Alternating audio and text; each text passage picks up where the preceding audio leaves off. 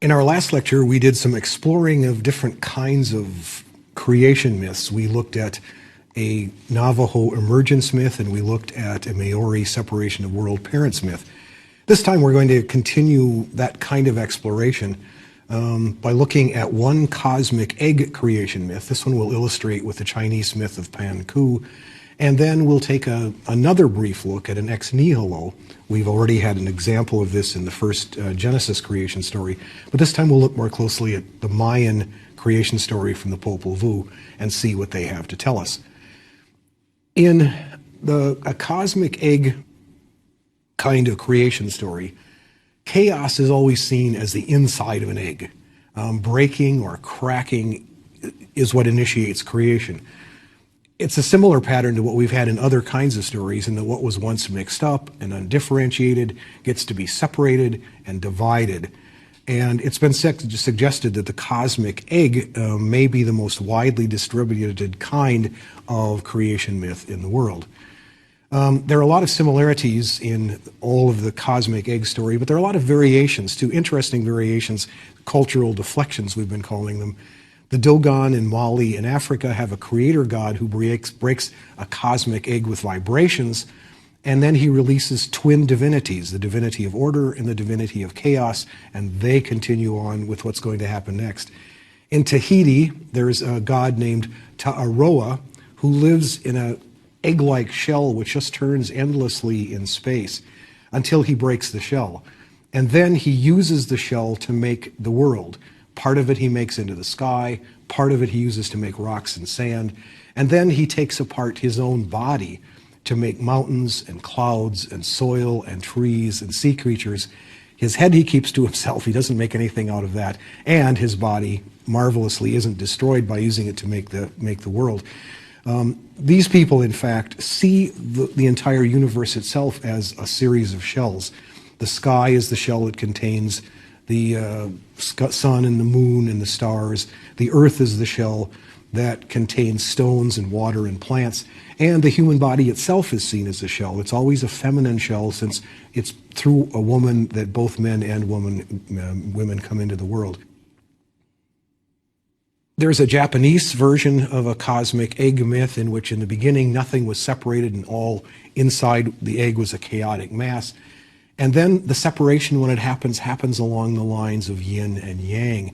The pure, clearer parts of the egg become the sky, and the heavier and grosser parts sink down to become the earth. The Mandi in Africa have a god Mangala who makes an egg in twin parts, and then he requires that the two parts procreate with each other. And that egg and the procreation, plus a few seeds, contain everything out of which the entire cosmos, nature, and humans are made. And the Finnish Kalevala has an androgynous bird that lays an egg on the upraised knee of the Mother of Waters. When that egg opens, part of it makes the sky, the yolk becomes the sun, the white part becomes the moon, the mottled part becomes the sky, the stars, and the black part becomes the clouds. In lecture 3, we were close to a cosmic egg myth already, when we had those gods and goddesses who emerged partly as frogs, partly as serpents from the slime of the Nile, who then produced a cosmic egg, not a comic egg, which was fertilized by Ammon, and from which the sun is then hatched. In other Egyptian myths, the egg is actually laid by Ammon, who lays it as an androgynous goose. In the Chandogya Upanishad in India, non-being becomes an egg, and when it splits, the silver part becomes the earth, the gold part becomes the sky, the outer membrane becomes the mountains, the inner membrane clouds and mists, the veins become the rivers, and the fluid parts become the ocean. The Brahmanas from India have a creator, Prajapati, who is hatched from a golden egg after an incubation of 1 year, which the text tells us is about the same gestation period as a cow or a mare or a woman. That is, we could go on like this. There are a lot of cosmic egg myths. This time, however, we want to take a closer look at one of them, that is, the Chinese myth of Pan Ku. A cosmogonic myth a cosmogonic myth in China is a very rare kind of event. Much of the material that went into myths in other countries went into abstract philosophical speculation about the origins of the cosmos in China. So there are more treatises than there are stories in Chinese creation accounts. This one comes from fairly late in Chinese cultural history, dates from about the 3rd century. And the original work in which it appears has been lost. It survives only in fragments and quotations in later works. Anne Birrell, in her Chinese mythology, says that she notices that in this story, primeval chaos is described not as an egg, but like an egg, clearly a simile, so that she suggests there may be some literary manipulation going on here, and this may suggest a very late provenance for this myth. Some people even thought the myth was just made up by some 3rd century author who nevertheless drew on older materials, since Pan Ku is at least referred to in earlier works. Since, however, it is so unique in Chinese history, we'll have to use it. But if you come across your reading of this in any of the texts that you run across, be prepared for some introductory caveats and perhaps for an occasional variant. In this myth, the insides of everything are mingled like an egg. Pan Ku is engendered inside that egg, where he grows for 18,000 years. He stretches out and bursts the egg, or the egg breaks of its own, and the parts that are light form the heavens, and the parts that are dark form the earth. Barbara Sproul, in her Primal Myth, says that behind this lies a very ancient Chinese conception of yin and yang. The words seem to have originally meant just light and dark, or they may have even been more specifically referred to the dark and light side of a riverbank. But they became a really fundamental conception in Chinese thought, in which yang came to mean brightness and activity and strength and hardness and masculinity, while yin became darkness and passivity and tranquility and femininity. Ultimately, yang became associated with heaven, yin became associated with earth. They are polar opposites, but they are mutually exclusive, mutually interdependent. That is, they cannot exist without the other. One does not mean anything without the other, and they depend on each other for their very existence. We can see how that lies behind this story of Pan Ku, in that the way the egg divides into low and high, into light and dark, into earth and heaven. Once he's released, Pan Ku works to keep the elements separate, sky and earth separate, by bracing his feet against the earth and his shoulders against the heaven. And this, if you think he's doing this with parts that were an egg, this can't be easy. They're slippery, indistinct masses, so he is working very hard to keep them pushed apart. This work of pushing apart the earth and the sky goes on by Pan Ku for another 18,000 years, during which time Pan Ku is growing 10 feet per day, which means that as he keeps pushing, the sky keeps getting 10 feet farther away from the earth every day. And while he's doing this, he's also piling up the earth to make mountains, digging out the valleys. He's making channels for the rivers to flow in. At the end of this 18,000 years, he is totally exhausted. He lies down and he immediately dies. What happens next really belongs in our next lecture, but we need to finish this story. When Pan Ku dies, all of the elements of his body are transformed into stuff needed to finish off creation. His breath becomes the wind and clouds, his voice becomes the thunder, his eyes become the sun and moon, his limbs and fingers become the 4 cardinal directions and the 5 great mountains of the world. His blood becomes the rivers, his flesh becomes soil, his hair and beard become constellations, his skin and body become hair, and his skin and body hair become plants and trees, his teeth and bones become metals and stones, even the marrow in his bones becomes gold and precious stones, his sweat becomes the rain. A charming little detail of this story is that the parasites that live on his body are impregnated by the wind, and they become human beings. So, as in the story of Marduk and Tiamat, the world here is created out of the body of a divine creature so that we can continue to live on his body. Our dependence on him is captured in the idea that we're descendants of parasites. We are still parasites in some sense, living on his body and dependent on him for survival. That second part of the story, the creation of the universe out of a dismembered body, we'll actually take up and do in more detail in the next lecture. This time we want to go back and just look at the cosmic egg part of it and ask, how do we read a cosmic egg story? It has the same kind of patterns that other myths do. There is an initial chaos which leads to differentiation, to the dualism of sky and earth, male and female. For the Chinese, also yin and yang. As Barbara Sproul says about this kind of myth in China, creation proceeds by the development of increasingly distinct forms out of this original chaos. First, something evolves from no-thing. Within something, the fundamental creative powers, male and female, are delineated, and finally the creator god, Pan Ku, is born, child of chaos. The Chinese word for chaos, by the way, is Hun Tun, and we have actually run across that word before in Lecture 4 in von Franz's story of the unconscious, whose friends drilled holes in him to try to give him access to the world and killed him in the process. The same word, by the way, and this is also interesting, I think, is used in Chinese cuisine as the name of a sack-like dumpling, which is filled with mixed chopped stuff, which is appropriate since the Hun Tun in von Franz's story is pictured as a kind of sack without any sensory organs at all. The division of this chaos, this Hun Tun, into separateness and binary opposition is crucial, since without it, again, as in all creation stories, we have only stasis, entropy, eternal sameness. Creation is always posited on the friction of opposition. David McYagan, in his book Creation Myths, says that in a Hindu myth, Brahma begins by starting to try to create things, and he makes a series of mistakes. He winds up inadvertently creating ignorance and creating night, which he then tries to destroy.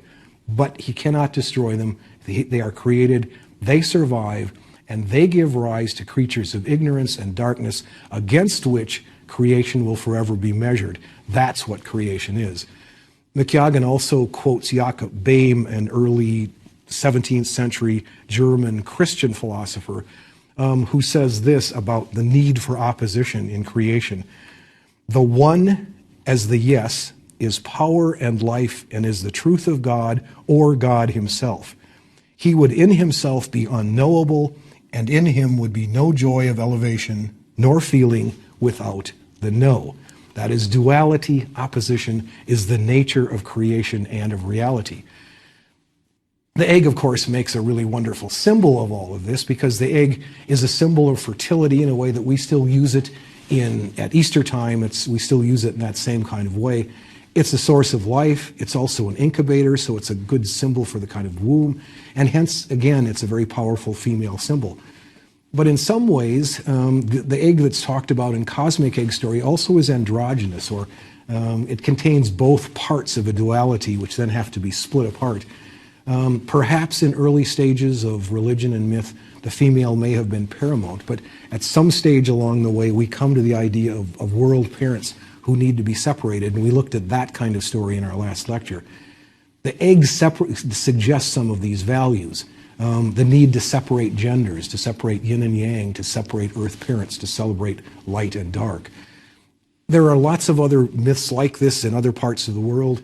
In some African myths, there are twins who emerge from the egg, male and female, who are both complementary and antagonistic.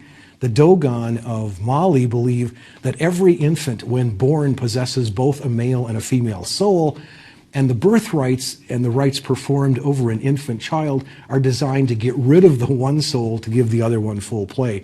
There's some really interesting possibilities in the myths of the cosmic egg.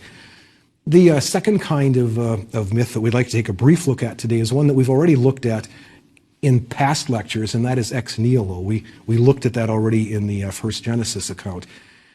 Ex nihilo means literally from nothing, but as we've said, usually it involves something pre-existing with God.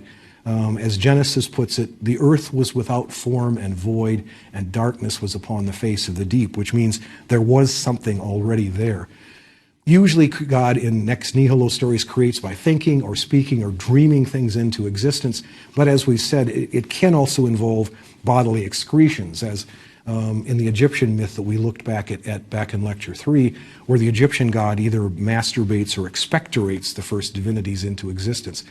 As we mentioned last time, we tend to think of the Genesis account as unique, but it isn't. There are many other ex nihilo accounts. In a Zuni myth, Awana Willona, the creator god, exists by himself. But then he conceives within himself. He is soul, he is entirely autonomous, he is dependent on no one, but then he conceives inside himself. And as Barbara Sproul puts it in her explication of this myth, the creator god in effect divided himself into chaos and order, not being and being. He conceived a thought within himself and thereby gave birth first to the mists of increase and streams potent of growth, to creative potentiality, the primordial waters, chaos, and secondly to himself as the sun, creative reality, fire, order. So that here you have a God who exists from eternity entirely by himself, and what he does is he conceives from within himself by thinks all these things into existence and sets the process in order. An alternative Maori myth to the one that we looked at last time about Rangi and Papa has a creator named Io who begins by speaking words that divide the light and the darkness, and that's the way creation begins. And there's a really sophisticated version of this in one of the ancient Indian Rig Vedas, which says that the cosmos, it speculates, the cosmos couldn't have come either from being or not being, since their opposition and mutual dependence on each other, like yin and yang, presupposes that they have already been separated from some initial oneness which pre-exists both of them. Now, there has to be something prior to both of them, but the poem goes on to say, we have no language to describe what that thing was. The most one can say is whatever it was one, it breathed windless, but it too was generated by the power of heat. As it evolved, it became desire, the first seed of the mind, and beyond that, we have no language to describe what we're talking about here, how this process works. The poem ends with a series of really interesting questions. They said, who can describe how this first emanation arose? And the answer is the only one who could describe how an emanation began would be God. But since God himself, given this argument that's gone ahead, has to be the first creation, he may be self-evolved, but yes, he still is a first creation. So maybe he doesn't even know. Still, this is an ex nihilo process, a very complicated one here. And so this is just a reminder that there are all kinds of other versions other than that of Genesis, which we looked at a couple of lectures ago. We want to look this time at a creation account, which we've already done some little work with in the very first lecture in this series, from the Mayan epic poem, the Popol Vuh. The Maya at one time occupied the eastern third of Mesoamerica in what's now Guatemala and the Yucatan Peninsula. Their sacred book was the Popol Vuh, which was destroyed by the Spaniards at the time of the conquest, but then later was reconstructed in the original language, but using a Latin alphabet this time, about 100 years after the original had been destroyed. That book has been lost too, but there was a copy that was made by a Spanish missionary, and that one has survived. It is the basis for everything we know about the Popol Vuh to this day. The Popol Vuh is a huge, vast, sweeping epic that contains a lot more than the creation account, but we're only interested in that creation part of it as we talk about it today. That creation account in the Popol Vuh is mostly ex nihilo, but it has some elements of other kinds of creation stories in it as well. When the gods come to make human beings, they seem to make them with their hands out of various materials. There is also a flood story in the Popol Vuh, and as we've already mentioned, there's an account of how the gods started out by making humans a little bit too good and then having to unmake them a bit to set them back, to increase the distance between gods and humans, maybe a little bit like the story of the Tower of Babel in Genesis. This creation begins with a vast expanse of sea and sky, in the midst of which there is a conversation between two gods, Gukumats, who's called also the plumed serpent, and Hurakan, who is called the heart of heaven. As they discuss their plans, it becomes clear that what they really want to do is they want to create, they don't call them that yet because they're not sure exactly what they're aiming for, but we can see that what they're aiming for are human beings. They want to make something like human beings because those humans will be able to praise the gods and will be able to provide food for them in the form of praise and sacrifice. So they begin by making the earth, and they make the earth in the classic ex nihilo way, simply by willing it into existence. They talk about it, they decide what they want to make, and then they speak the words, and it's made. From the moment that the earth appears, it begins to be covered with vegetation. Again, this is simply the will of the gods, and trees and rivers and mountains and all manner of things until the earth is completely full.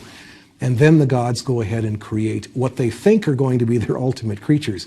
They wind up starting with animals. They make all manner of animals and put them in all kinds of various different places in this new planet. It turns out, however, that those animals won't quite do. They can make noises, but they can't talk, and it seems clear to the gods after they've looked at them, they said, this isn't what we had in mind. These creatures are simply not going to be able to give us sacrifice and praise, and so we need to keep working on something else. So they decide their work isn't done, and they send these animals out to the wild wilderness and out to the forest, where they will become food for the next try at making what will become human beings. They try again, and this time they make humans out of mud, and these creatures can talk, but their words make no sense, and they seem to be too fragile really to survive very well. The text doesn't actually say this, but I always imagine creatures made out of mud would dissolve when they got put in contact with water. I'm just making that part up, so that's not actually in the text. So at any rate, these mud people don't work out, so they destroy them, and then they try for a third time. This time they make humans out of wood. These creatures can talk and they can multiply, but they're dry and bloodless and without expression. They also seem to lack soul and understanding altogether, and they soon forget about their creator. So much for having these creatures be the ones who are going to provide sacrifices for the gods. By the time the gods decide that this creation is a failure too, the wooden people have multiplied, so there are a lot of them around. So destroying them is not going to be as easy as destroying the second creation was. So to destroy them, the gods send a huge flood, and they also turn loose demons across the earth to attack these wooden people. And I think I mentioned this in the first lecture. In the climactic battle, even the animals and the utensils and the furniture and all the artifacts surrounding these wooden people rise up against them. The few who survive become forest monkeys. And this is a nice touch, because every time any Mayan saw a forest monkey, he would be reminded of the failure of that creation. The fourth effort, as we mentioned, is in Lecture 1, involves making humans out of yellow and white maize. 4 men are created in this process, and those 4 immediately begin to praise the gods, and they promise to offer sacrifices, and they promise to be exactly what the gods wanted when they started this creation process in the first place. That's when the gods look at them and say, you know, we perhaps overdid it just slightly this time. These new humans are too much like us. And specifically, the detail it's given is they can see to infinity in the same way that gods can see to infinity. And the gods realize this is not exactly what they have in mind either. They want more distance between themselves and these newly created humans. So, and it's a beautiful image. They say the way when you breathe on a mirror, you fog it up. That's what they do to the vision of these new creatures, so that they will only be able to see things nearby and close up. They will not be able to see into the distance anymore, and that provides enough distance between the gods and humans to make them happy. The gods, however, have a compensation for taking away this gift of vision. The 4 initial creatures created were males in this story, and so what they do is they create 4 beautiful women and give them to the 4 men as wives, and the 4 men are so happy that they don't even particularly notice that their vision has been clouded like breathing vapor on a mirror. And history begins for the Mayans at that particular point. Charles Long, in a book called Alpha, which we've referred to several times during the course of these lectures, sees this kind of myth, this ex nihilo myth, as coming relatively late in history. Most people seem to have had sky gods early on, and those sky gods seem to have been, in many cases, creator gods. But as we've seen, it happens in so many stories that those gods, either after they've created the cosmos, they go away to the sky. They disappear, they become remote, they move out and turn the running of this place over to assistants. Or in some cases, they even turn over the finishing up of creation to assistants. They say, okay, I've gotten it started, now you take it from here. Or if they do continue in close contact with Mother Earth, we've seen various stories in which they are forced to leave. They are pushed apart from Mother Earth and pushed into remoteness from daily life. As we've also noted, Mother Earth always keeps her importance in these stories, usually taking on a new consort to assure that her fertility will be continuous. And that's a pattern that's reinforced as people settle down into agrarian communities where the fertility of domestic animals and crops becomes absolutely crucial to an entire community's survival. The sky gods, however, don't just go away, even if they move out and turn part of their job over to other gods. Usually they retain some of their status and importance. In our next unit, we'll talk more specifically about how these sky gods make their comeback, and they will make their comeback in a big way in such thunderbolt-wielding deities as Zeus or Thor or Indra or Baal. For now, we can simply notice that in ex nihilo stories, the sky gods do make a comeback. They are back, and that's why Long thinks these are relatively late stories. They reabsorb some of the functions and authority that they earlier gave away when they moved out, and they show new power now in being able to create by thought or word or dream. These are very, very powerful sky gods, seemingly much more powerful than were the ones who moved away many centuries ago. As we remember from Lecture 5, in ex nihilo myths, we always deal, in fact, with very powerful God who exists alone in a void and is unhindered by any kind of obstacle or by the will of other gods. His method is usually deliberate and calculated and thought out very much in advance. Most of the other creation stories we've looked at so far have either an element of trial and error in them, in which gods try things out and then see if they work, and then it doesn't work and you have to try something else.